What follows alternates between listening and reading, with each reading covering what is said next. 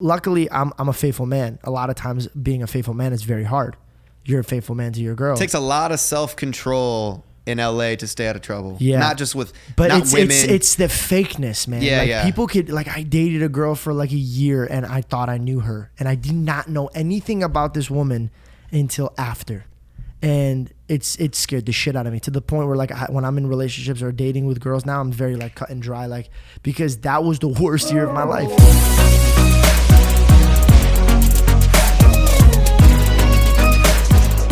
Welcome into the podcast, episode 8 of Livin Large. Guys, this is going to be my last episode on my main YouTube channel. I'm going to be moving the podcast over to its very own YouTube channel, Livin Large Podcast on YouTube. So guys, stay tuned for that. I will link it down in the description below. But as always, every Wednesday morning at 6 a.m. on CastBox in audio form, followed up by that noon posting time on my YouTube channel. Today's guest, a very close friend of mine for the past 3 years, my best friend, my roommate, Mr. George Janko. Welcome onto the show. Oh, thanks for having me. I'm actually kind of honored that I'm your last one on your YouTube channel. That's freaking great. Are we allowed to swear on this? Yeah, you can say whatever you want. Fuck yeah. Nah, Can't I say that word? No, yeah, you can. But it's crazy. It's episode 8, and I'm just having you on the podcast. Why? Because you've been doing a movie. I've been shooting my first movie, yeah. How is that? It's kind of cool that you're my best friend is interviewing me on my first movie. You're the first interview. Wow. On my movie. It's not out yet for another year, probably. Not going to be out for a little bit. It's a thriller. It is it's a scary little thriller.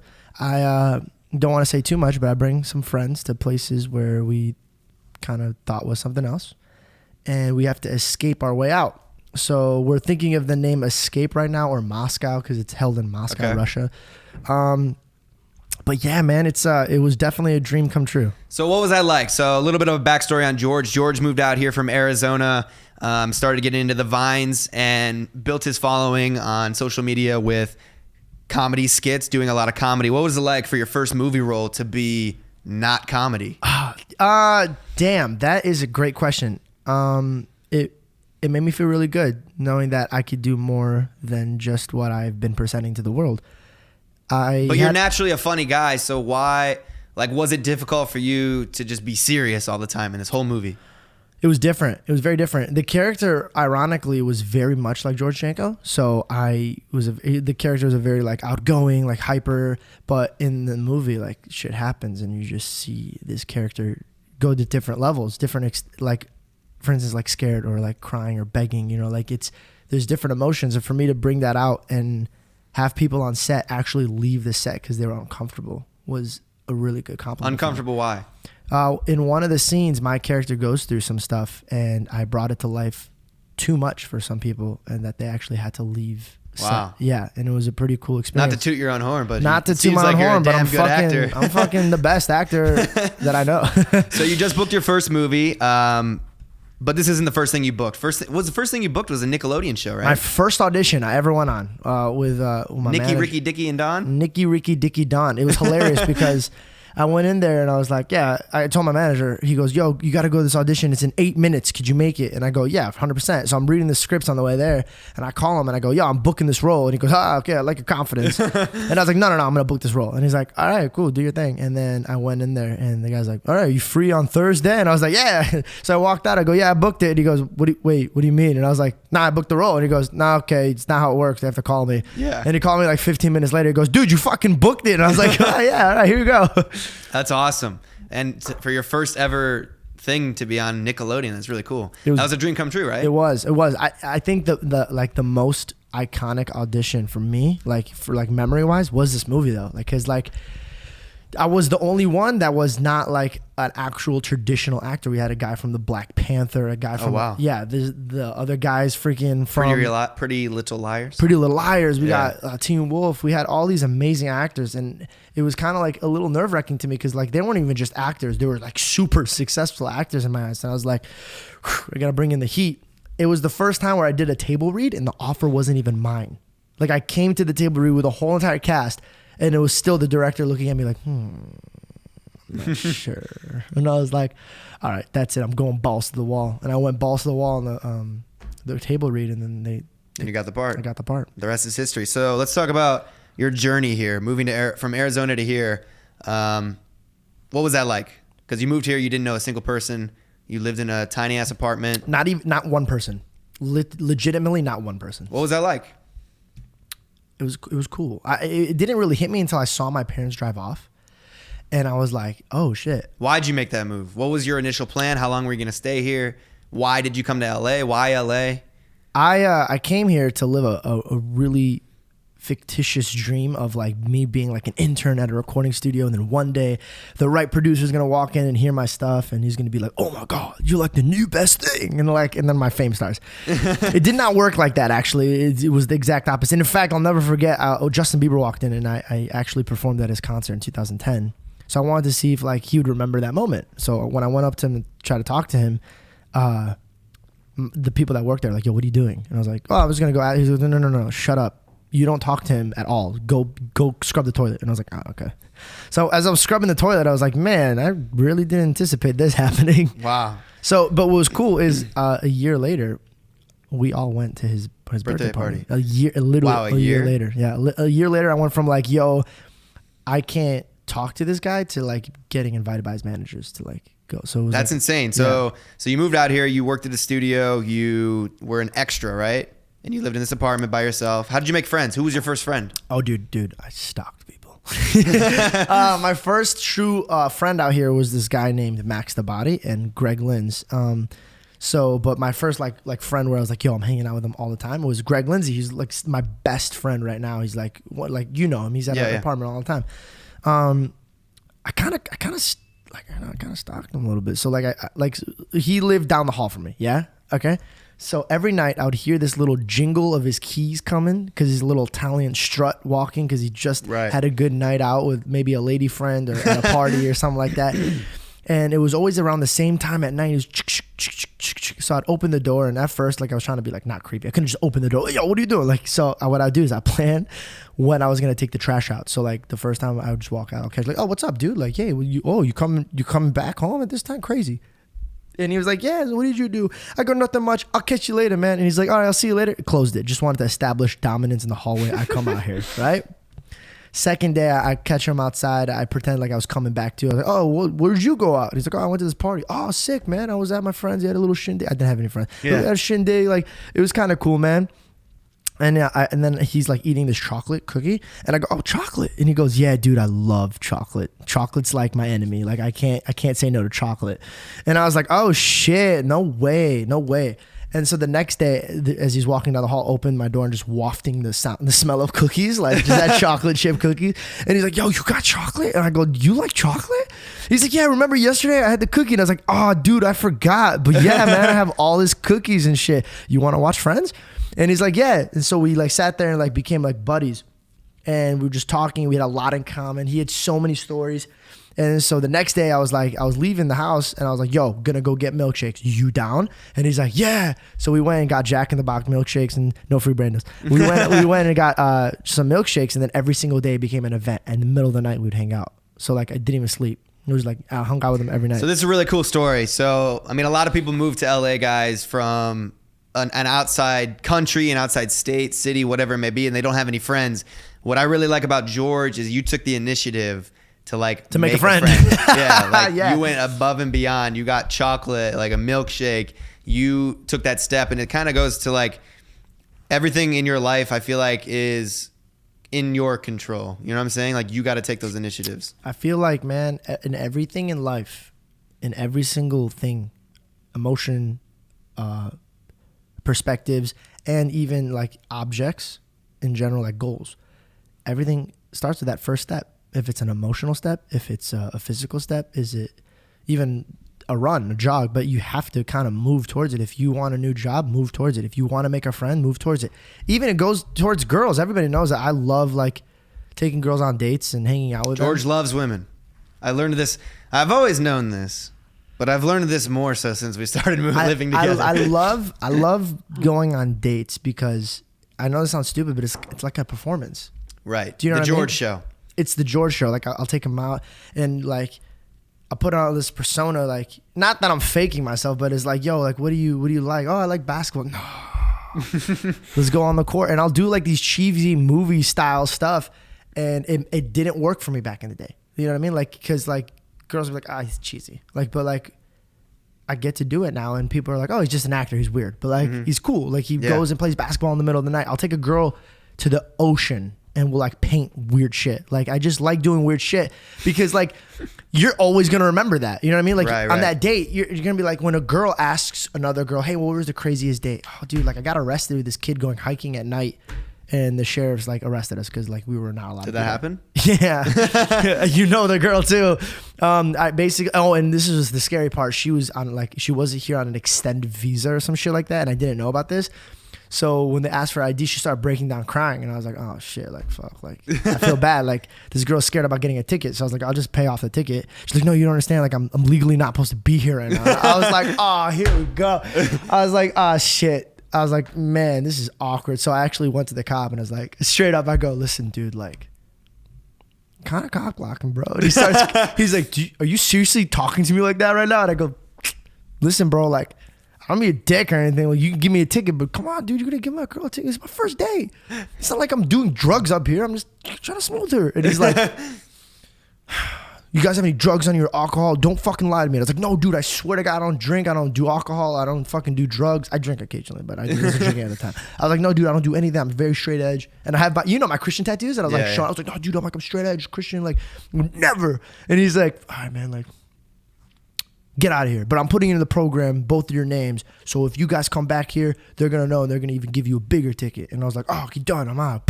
When I just left. She's like, I can't believe you got away with that. I was like, oh, I got it, girl. Let me try it. Oh, man. All right. So before all this, let's jump back. You made your friend Greg, and then you became friends with Logan. Oh, dude, Logan Paul. Dude, same shit. Same shit. You took the initiative. How did this happen? Tell this the story. one was a cool story. Are you ready for this? Dude, the girlfriend. A lot of people, I don't want to bring that up, but I had a crazy girlfriend. Mark knows very well who I'm talking about. But at the time, we just broke up. And I'm a very religious man. A lot of times, God shows his face in a lot of my stuff just to show him that he's there, you know? I broke everything in my house, Mark. I broke everything. Like, literally my tables. And mind you, everything came up to be like $200. But, like, I had, like, furniture from IKEA and shit. And, like, not even, like, Target. I broke everything in my house, bro. I was crying. I was freaking out. I had basically, just sum it up for you guys. I'm not going to get into it, but I had a girlfriend for, like, 2 years. 2 years. And then one day she woke up and she's like, I'm out. I can't do this anymore. I'm sorry, 1 year. Oh, don't exaggerate. For 1 year. But it felt like 2 years. For 1 year, and she woke up one day. She's like, yo, like, I'm done. I'm out. I can't do this. I can't tell you why, but I'm out. And I was like, okay, you're just over-exaggerating. I call her back, and her number's gone. So basically, the girl that I was with, changed her address. She doesn't live in the same place when I came back to visit her because she lived in Arizona. Like, a girl that I shared my life with that I thought I was going to, like, have kids with and have a family with was gone.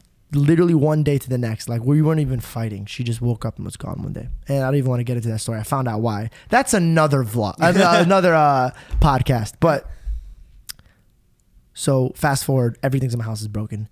I mean, when I mean everything, dude, like even my shower curtain was pulled down. At that point, we get it. Everything's broken. Everything's broken. Like, I'm just trying to extend the time on this thing. You know what I'm saying?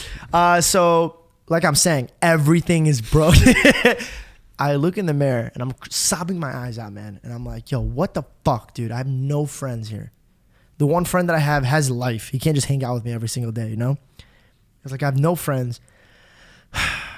Like, I have no girlfriend now. And the girl I used to FaceTime with her all the time. I was lonely. I was like, what the fuck? Maybe I should just move back. And I literally thought about it. I looked in the mirror and I was like, dude, it's been 4 months, 3 months. Like, nothing's happened. Like, I don't even know. I don't have an agent. No manager wants to talk to me. Like, I'm just going to.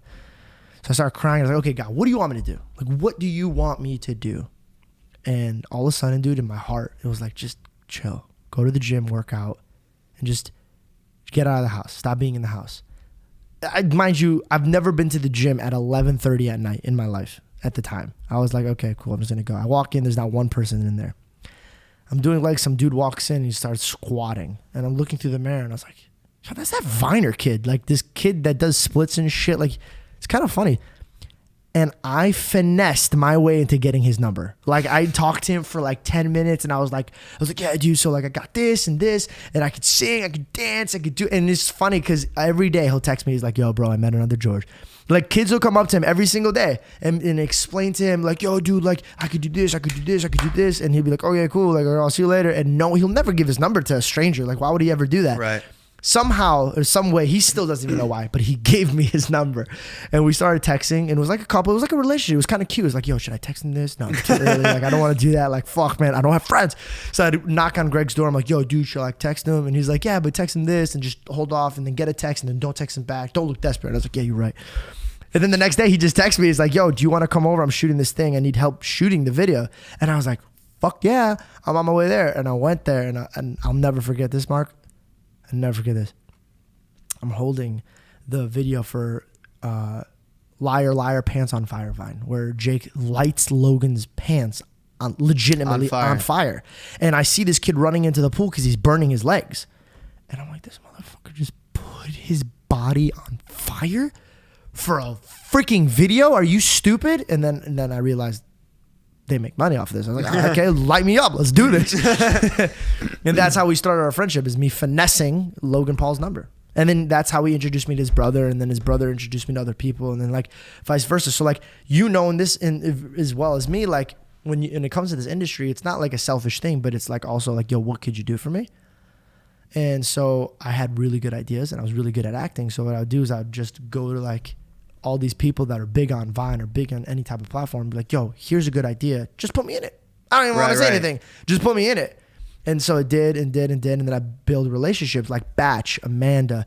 Like they're very, to me at the time, they're like, whoa, I'd shut up, don't say anything. But then I got to know them. Like, yo, these guys are like the nicest, down to earth people. So when I'd ask Batch or Amanda, hey, do you mind being in this, even though it's never going to benefit you? They're They're like, yeah, I got you. Yeah. So a lot of people don't know that. A lot of people don't realize, because a lot of people probably just say, oh yeah, like must be nice. You knew Logan Paul. He was big. You got big because of him. But people don't realize George, and this is kind of how me and George had our come up. George was the idea man. He would present all of these ideas to like even Logan, Jake, Amanda, and you would just say, hey, like here's a really good idea, but you didn't have the following, so you sacrificed your idea and gave it to the person with the following, but just put you in it. Yeah. And then he built his following based on that. Then you started to create your own content. And then when we met each other, I was the filmer guy. I filmed all Logan stuff. So then me and you kind of built that same type of relationship where you came up with the idea and then I filmed it for you. So we kind of just worked together, collaborated together. And that's how we grew together on Instagram, because this is post Vine. Yeah, this is my fastest come up. Me and you were growing faster than everybody on any platform. it was insane. But talk a little bit about that, like being the person with the least amount of followers, hanging out with all these guys. Like how did, like, because followers then and still now is like, it matters, and it's so funny that it does matter. It's like you're looking at people's cash. You know what I mean? It's like you're walking around, but your bank account showing. It's like, oh shit, this guy's a millionaire, or this guy could do this. You know, like, so it's like it was a status quo type of thing. But I was lucky enough, and we're lucky enough to have like really humbled friends, and so they didn't really like shut us down or anything like that. They were very willing. I think what I loved about Logan is Logan was so passion driven that he would rather use me. Excuse me. He'd rather use me than somebody who has millions of followers, because he's like, no, he's bringing a talent to the table. I like that. So that was really cool.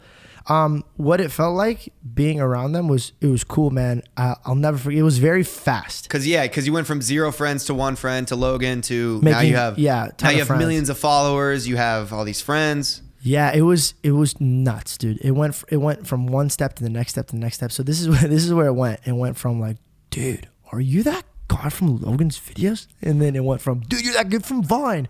And then it went from like, wait, your name's George, right? And then when I hit the vlogging, it was like, you're George Janko, you live at here, your mom's this, you're and they just list a bunch of things. So it's really cool. It was really cool. I think one of my favorite experiences and eye-opening to like, oh shit, this is happening, it was when me and you went to Dubai and we had like thousands of people like just looking at us screaming, and I was like, whoa, this is just like what, 5, 6, 7,000 people, but like on an IG story we get like hundreds of thousands. You know what I'm saying? It's just insane how many eyeballs are watching us. And it's cool, man. Like growing up, I've always wanted it, but like I'm always putting my head down and working. And sometimes I don't look up and being like, oh shit, this is crazy. So it's cool. Yeah. What's along the way? I like to ask my guests what their biggest struggle has been throughout their career. What would you say your biggest struggle is right now, maybe, or has been? Is there a point? It's a struggle and a strength. I No, we'll scratch that. The biggest struggle I've had is I'm a super big romantic, so I just love like being in the company of girls and hanging out with them, and I'm a hopeless romantic. So like you saw when I was in a relationship with this girl, I was very locked away. Like I focused way too much. So I'm really not good at having a relationship right now while I'm working because I stop my grind. Distracted. Yeah, I get very distracted. My grind isn't. But I'm saying in terms of career struggle. Well, I mean, that did affect my career, but right. and that is a big effect to a lot of people's career is women. They get in the way of a lot of things. But men too, for girls. My other struggle is my kindness, bro. Like, I think for business, I have such a big heart and I'm always wanting other people to succeed that sometimes I literally get stepped on so many times that it's like, yo, fuck, dude. Like, who's going to look out for my feelings, you know? And it's kind of hard to like turn on that switch and be like, no, sorry, you work for me here. Or, hey, this is what's fair. Or, hey, this is that. So, but like, yet again, I feel like when you do good and when you're a good person, you're going to be blessed regardless. So I really tend not to look at that as a weakness because whatever, I'm not going to be fulfilled by other people. Like, you know, God's going to take care of me in another way. So I've been looking at it in that perspective lately.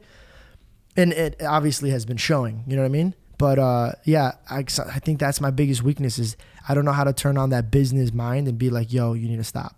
You need to work on what you're doing. Or, right. You know what I mean? And also it's very hard sometimes being your own boss only because like you like we make a certain amount of money throughout the year and then not a lot here. So it's very stressful. So it's like, yo, like I'm not making money. And then you make a load of money and then you're like, I'm going to relax for a little bit. And then you're like, get lazy. So it's very up and down. So what I do now is like, I have a structured like calendar in my closet. So when I'm getting dressed, I'm like, this is what I have to get done today. And I have to get it done or I can't go to bed. So that I think, my biggest one, you know this very well. I don't know how to shut my brain off. So like I could be up until like 4 o'clock in the morning sometimes and be like, fuck, I don't know how to go to bed. And I'll literally sit there in the dark, staring at the ceiling. What about the struggle of transitioning? You finally have 2 roles so far. The struggle of transitioning from social media star to entertainer or actor or traditional star or whatever. New water, bro. It's just like, it's like a new entrepreneur. It's like Christopher Columbus type of shit. Like there's a few of us that are coming out here and being like, yo. But here's, we'll shift gears a little bit. Why, you know, we make a good living on social media. Social media, kids want to be social media stars. They want to be YouTubers. They want to be Instagrammers. Why do you think it is that people like us we want the traditional success? We want to be in movies. We want to be in TV shows. But do you ever feel like we don't appreciate what we have as social media? But we want something different? Some people, yeah. I'll tell you. Okay, so that's a good question. I mean, that's a very like wide question for everybody else's journey. But for instance, some people like it might be like I want what I can't have type of shit, which is normal and that's fine. It's not that I don't appreciate it because if I was chasing money, I wouldn't even try to be an actor. And I don't mean to like shit on people that are just acting. It's just social media people make a lot more than actors. I mean, there's a lot of actors that obviously trump us. If you're a big actor, you have to be like, that's like saying if you don't, okay, for instance, if I you gotta have a hit show. You gotta be like you gotta hit show, exactly. You gotta have a hit 13 show or Reasons a hit Why, movie. Stranger Things, whatever. Exactly. You have to be somebody like when you're walking down the street and be recognized as an actor for you to be like popping big bucks. You know what I mean? So that being said, I make a good amount of money off social media. So if I was chasing money, I would have been like, yo, this fire's here. I'm going to keep it growing. But growing up, man, I've always wanted to see myself in movies. I wanted to be different characters. I wanted to make my own music. So I'm not necessarily chasing the other side of the lane where it's like, oh, I want what I can't have. It's just something that I've always wanted. And I've been just really fortunate enough to get this side too. Do you think the struggle, because this for me feels like the struggle. I think obviously, like you said, it's just some Christopher Columbus shit. Social media is a new wave of things, but then you have Hollywood. It does not understand yet. It doesn't understand yet. Dude. You have it's 40, 50-year-old, 60-year-old directors. You know, they're very old school, traditional. They don't understand social media. It's like our parents. It's like they don't really know what we do.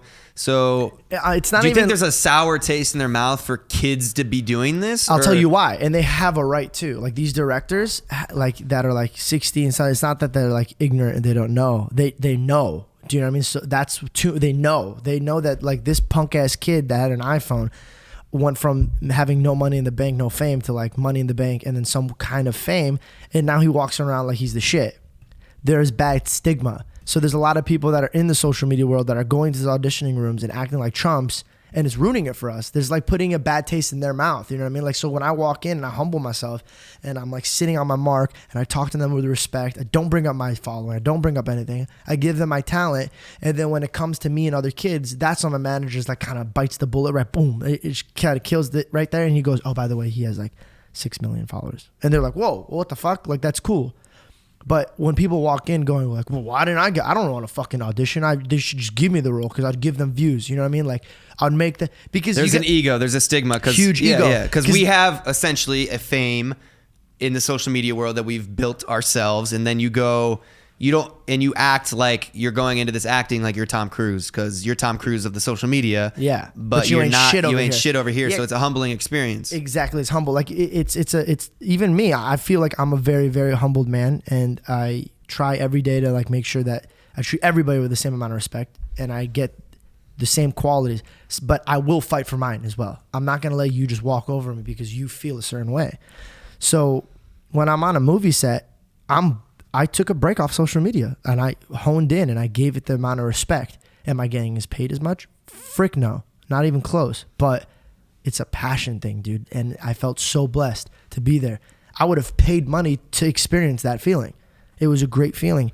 The director was a genius. The writer, same guy. But the cast around me, the crew itself, I made friends with. It was like a dream come true in front of me. And so like, at the end of the day, like, not everybody on social media is going to transfer over, but if they're listening in and they want to know that secret into transferring over, it's you got to humble yourself in anything you do.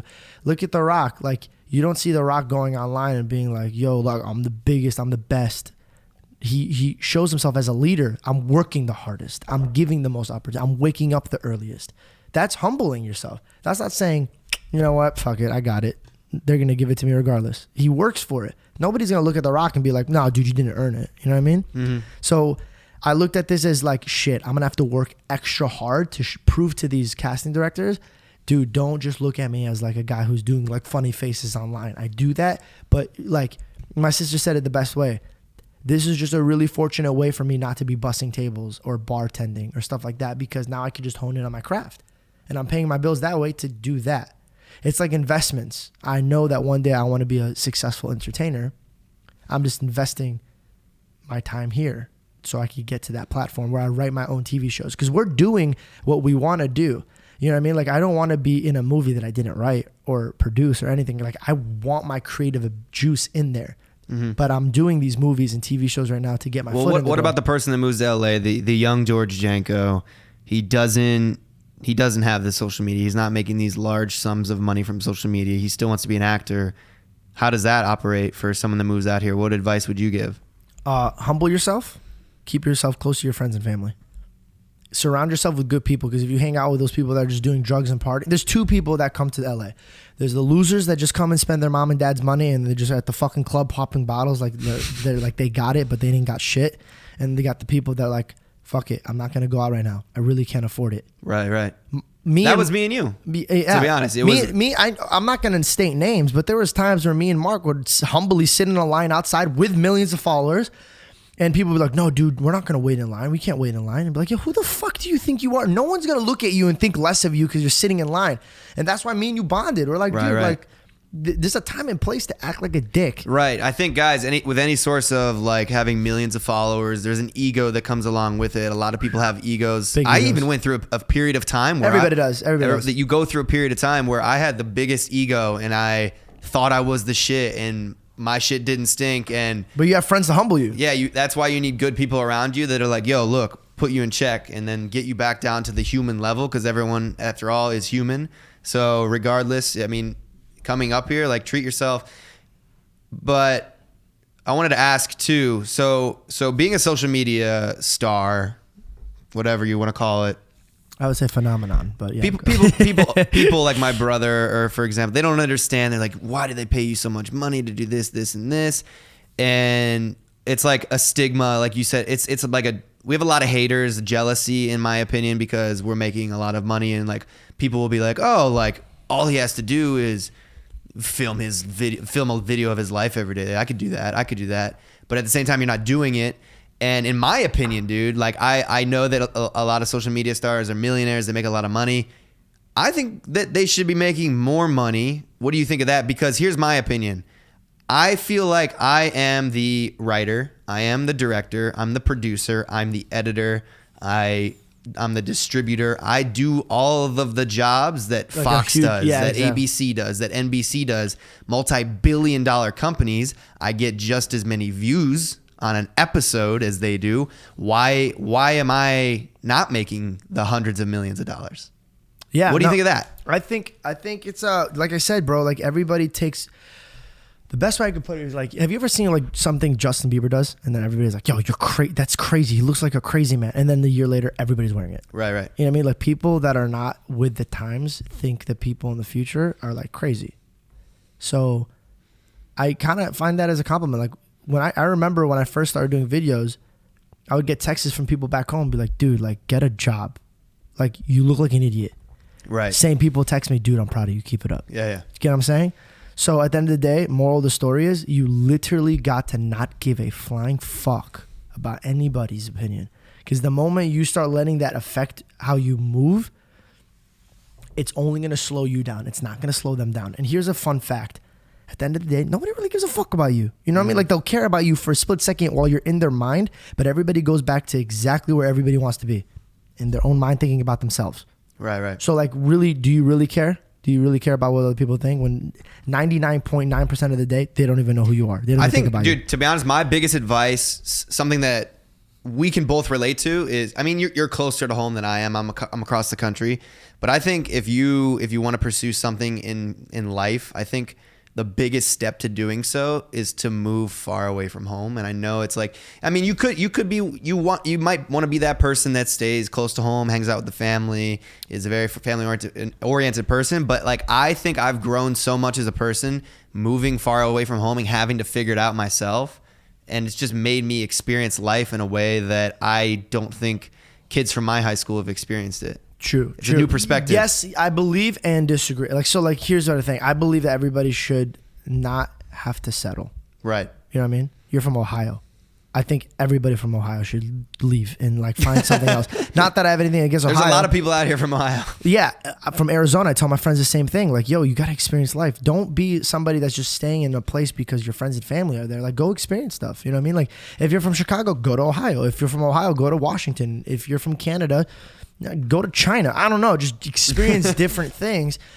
I was fortunate enough. I'm really, really, really close to my family. So I was really fortunate enough for them to just be... So sorry. He just burped. I don't know where that came from.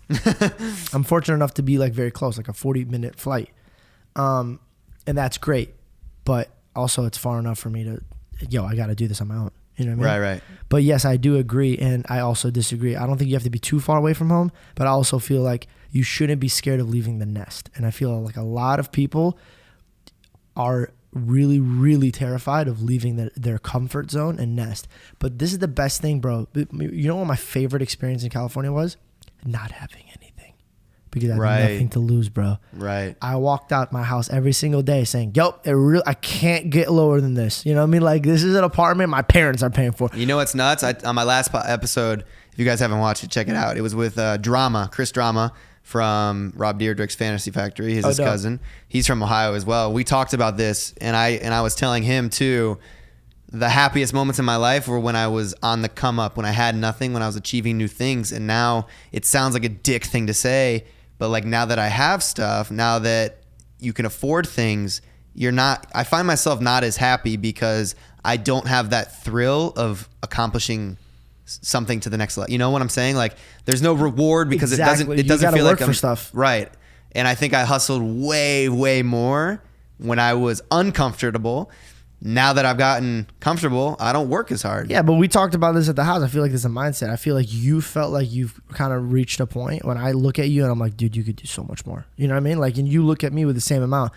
Sometimes we just get comfortable and scared in positions in life, but we got to shake it off and be like, okay, new journey. You know what it is?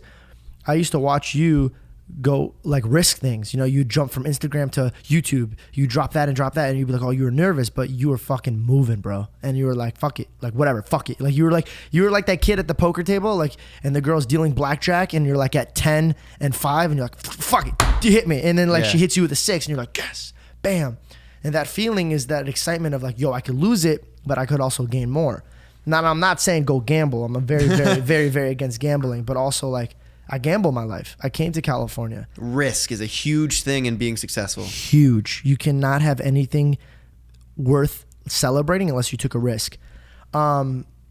Also, here's another thing. Like if you guys are going to come to California, or God willing, you guys have the success and the journey that we had. If you let money be the motive, you're only paying your anxiety.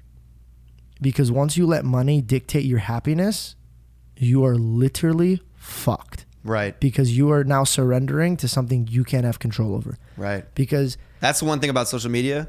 We have no control. You have no control over how much money you make. Zero. You can make nothing for half the year. That's why you have to be very frugal with your money, and you have to be very patient. And when I see kids that just jump into the game, and Mark just saw me get my first car. We got our first cars at the same time. But listen, like we're not trying to state and flex on you guys, but like we could have got that car 2 years ago, but we were like, no. And so when I see these people come and blow that money, and I'm like, dude, you gotta pay taxes. You know, you gotta you gotta like invest your money. Because you're going to be those people in the world that are like, they were here and then they're now like at Chuck E. Cheese serving pizzas. Right, because it doesn't last forever. Views go up, views go down. Yeah. Risk happens. You fail. Sometimes you could fail. Do you think next wave of social media stars, because here's how I look, is do you think it's going to be harder? Because it's getting a little more saturated. It's more people. It's like basketball back in the day. It's getting more saturated, and the bar has been set to the next level where you can't just be one thing anymore. You can't be an Instagrammer.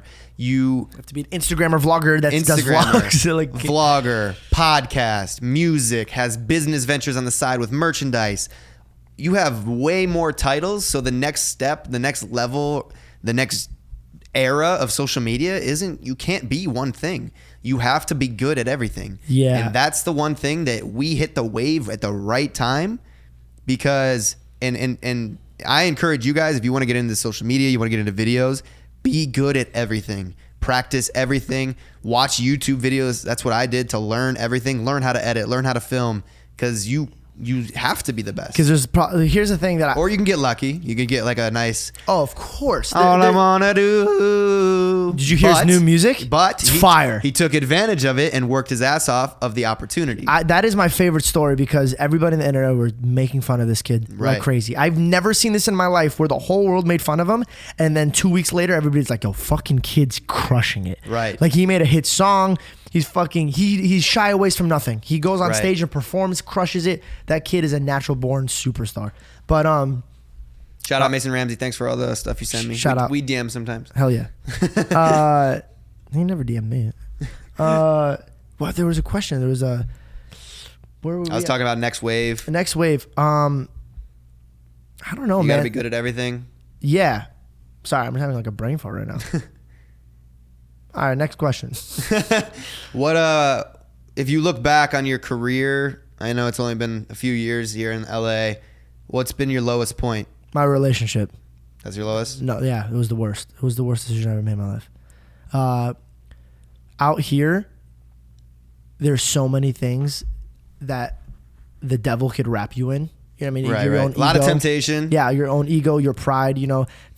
Luckily, I'm a faithful man. A lot of times being a faithful man is very hard. You're a faithful man to your girl. It takes a lot of self-control in LA to stay out of trouble. Yeah. Not just with women. It's the fakeness, man. Yeah, like, people could, like, I dated a girl for like a year and I thought I knew her. And I did not know anything about this woman until after. And it scared the shit out of me, to the point where, like, when I'm in relationships or dating with girls now, I'm very like cut and dry, like, because that was the worst year of my life. If you look back in my vlogs, bro, I had patches in my hair because I was losing hair from stress. Like, she stressed me out that much that I was like, because there was nothing I could do, but it's like she was soul sucking. So my biggest regret was getting in a relationship while I was trying to grind.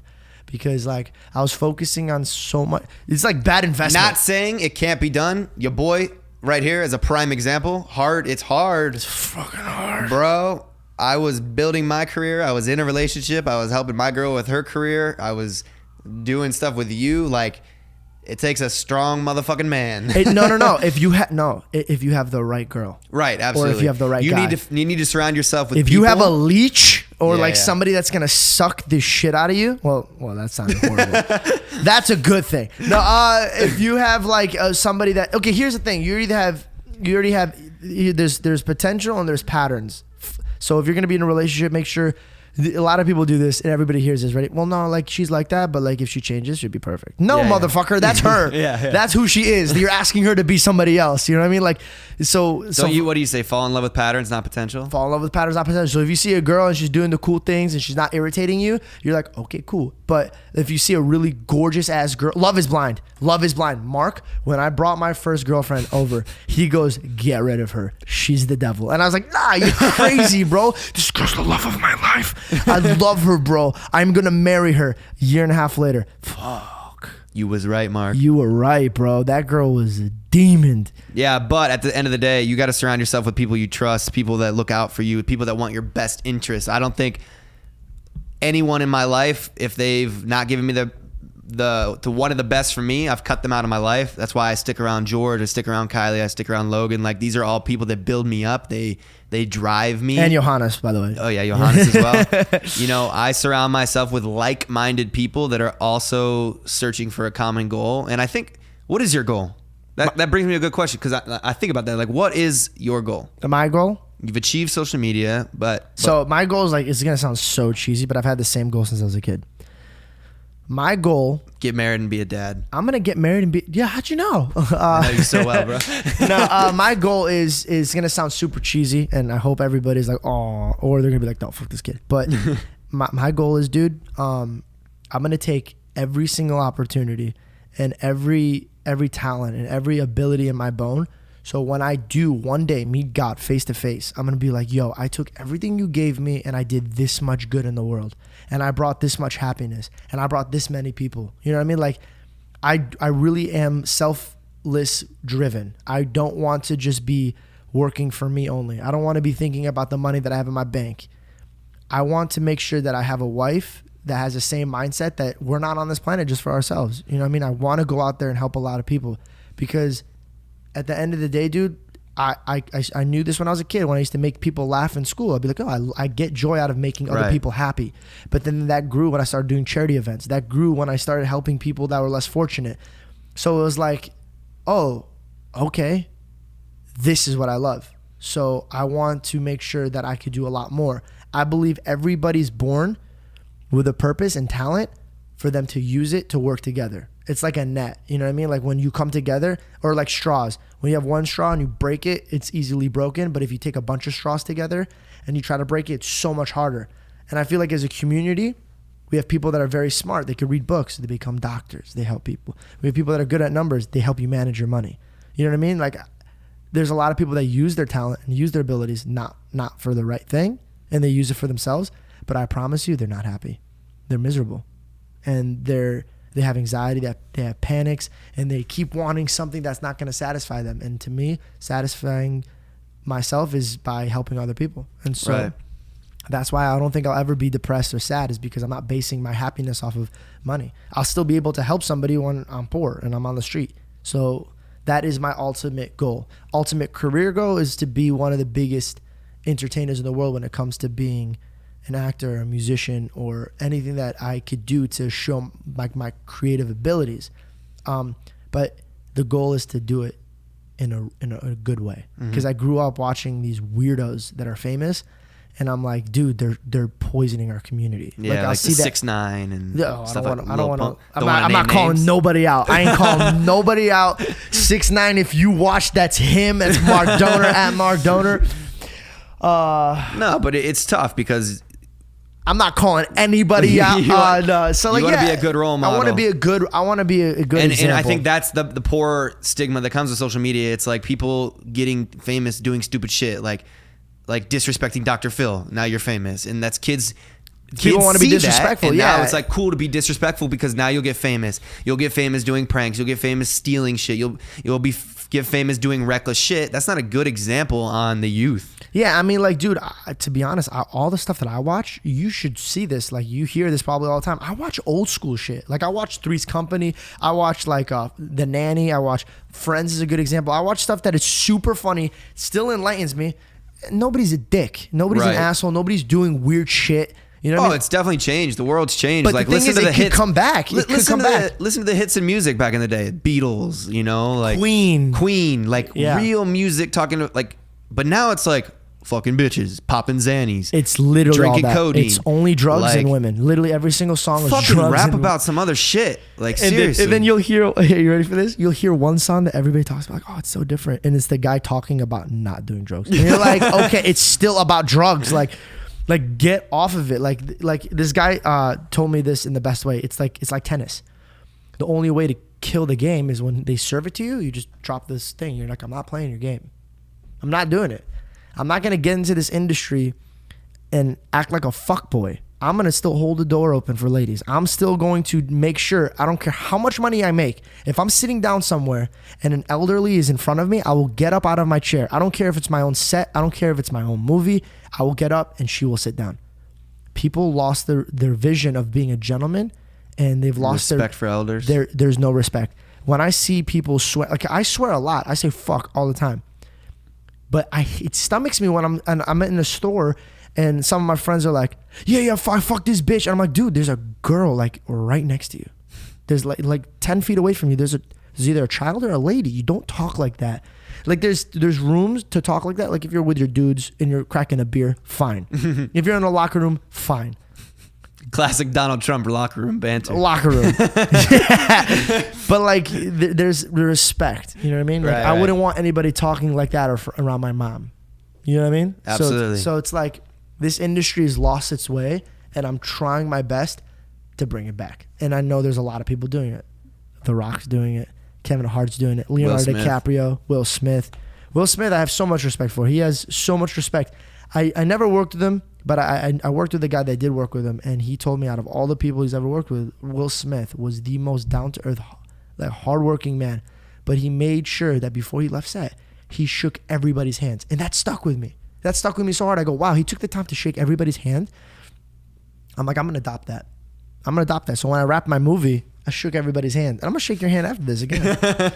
But like I shook everybody's hand because what happened to that? What happened to like Lucas somebody not shaking the hand? Like, yo, thank you. And you killed it. You crushed it. You know what I mean? Yep. Everyone's glued to their phones. Everybody's like posting a tweet. Had a great day on set. Thank you for everybody that was a part of it. No, go shake their hand. Yeah, I think, definitely adapt the human element. Talk to people. Get out of your house. Get off the phones. Yeah, once or twice a month, I turn my phone completely off, throw it in a drawer, and I go to Santa Monica or Venice, and I just ride bikes around, and I just bring cash. I don't even bring credit cards. That's how old school I get. I'll bring cash, and I'll just freaking buy a pizza and a Coke and just drink by the beach. No free brand deals. No free brand deals. A cola. But Coca-Cola. All right, well, that was a good episode. I say we do one more right now, just another hour. Another hour. But this time we're going to talk about our feelings. Hopefully you guys learned a little bit from this episode. We didn't really talk about your come up, more so talked about real life scenarios, real life situations, stories to encourage you guys to surround yourself with good people in your life, make good decisions, be a positive influence, take risks. Anything else coming from this episode? I think being humble and working hard. Working hard. Yeah, just working hard, being humble, and like understanding your place in life. If you're at top or if you're at the bottom, just still got to work. There you go. Words from George Janko, guys. Thank you for tuning into this episode of Livin Large. Don't forget to hit that subscribe button on the new channel, Livin Large Podcast. And as always, 6 a.m. every Wednesday on the app Castbox. You can listen to it first. You'll be the first one. Just hit that subscribe button on my channel, Livin Large Podcast. We out.